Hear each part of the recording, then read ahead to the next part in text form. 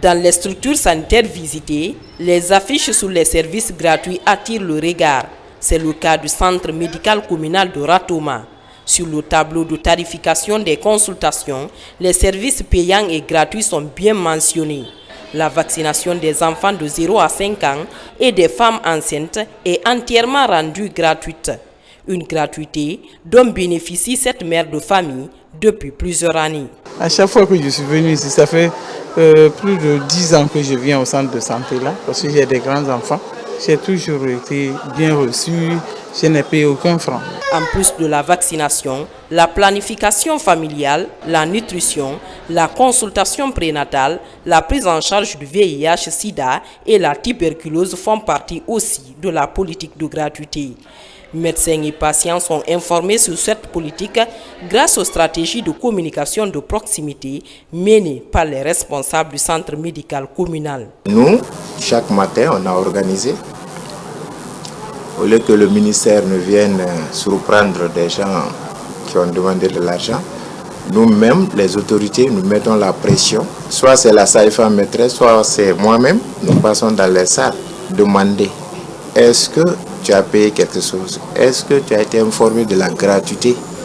Les prestations que le gouvernement a rendues gratuites, vraiment on doit les suivre, on doit respecter la politique pour que ça soit effectivement gratuit. C'est les gens qui n'ont pas les moyens qui viennent vers nous. Le centre médical communal de Ratoma est régulièrement doté en kits d'accouchement et de césarienne, ce qui permet de faire des accouchements gratuits.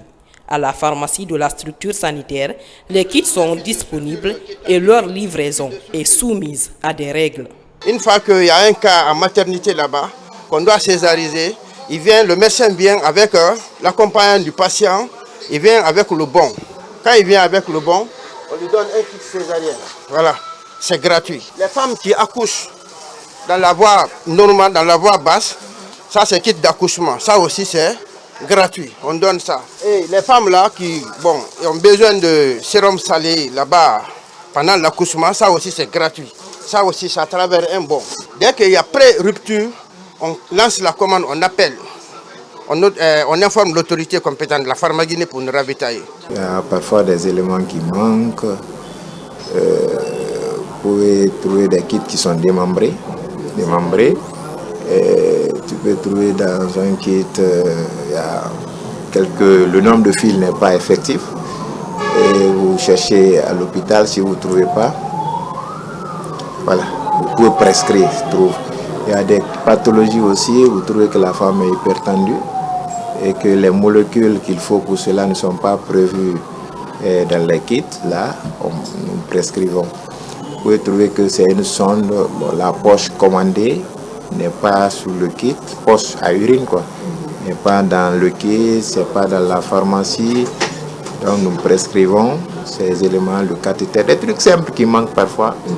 Et les parents ne se plaignent pas parce que ce n'est pas des coûts élevés. Souvent objet de polémique dans certains centres hospitaliers de la Guinée, la gratuité de la césarienne semble respectée ici. Donc j'ai fait césarienne hier à 22h et c'était bien passé, alhamdoulilah. En tout cas, je me sens très bien avec le bébé. On n'avait rien payé encore, rien demandé quand même. Au centre de santé de Lambagny, c'est la sensibilisation au quotidien sur le respect de la gratuité.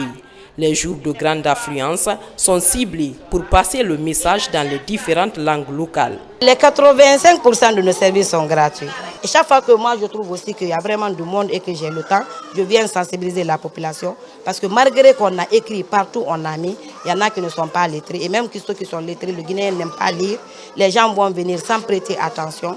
Donc il faut toujours venir vers eux et leur parler et leur dire que nous avons des services gratuits. Depuis plusieurs années maintenant, la Guinée a opté pour la gratuité d'un certain nombre de prestations de soins dans l'ensemble des hôpitaux publics du pays.